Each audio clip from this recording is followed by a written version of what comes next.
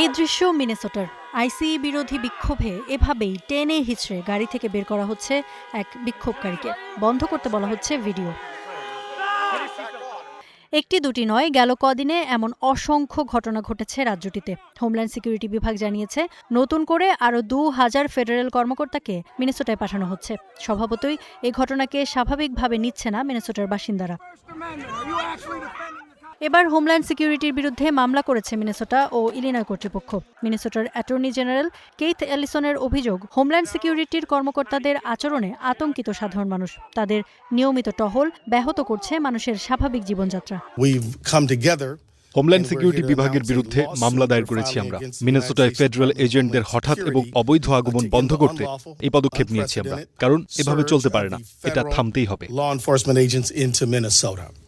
আইসিই কর্মকর্তাদের ধরপাকড়ের মধ্যেই বিক্ষোভ চালিয়ে যাচ্ছে ক্ষুব্ধ মার্কিনীরা। শুধু মিনেসোটা নয়, নিউ ইয়র্ক, আটলান্টা, ওয়াশিংটন সহ বিভিন্ন স্থানে অনুষ্ঠিত হচ্ছে বিক্ষোভ কর্মসূচি।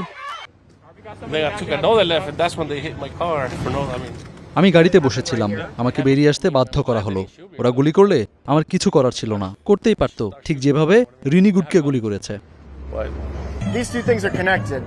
আইসিই কে আর আমাদের মধ্যে আতঙ্ক সৃষ্টি করতে দেব না। আইসিই আমাদের কমিউনিটি ভেঙে দিচ্ছে। তাদের বুঝতে হবে অভিবাসীরা আমাদের জীবনে কোনো নেতিবাচক প্রভাব ফেলছে না, বরং তারা কমিউনিটিটা ধরে রেখেছে।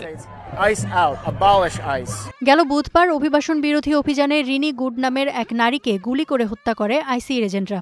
আগে থেকেই অভিবাসন ইস্যুতে হোমল্যান্ড সিকিউরিটি ও আইসিইর কার্যক্রমে ক্ষুব্ধ ছিল যুক্তরাষ্ট্রের বাসিন্দারা। রিনি গুডের হত্যা তা আরও উস্কে দিয়েছে।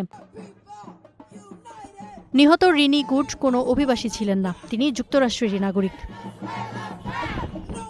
Iffat Khandakar, star news.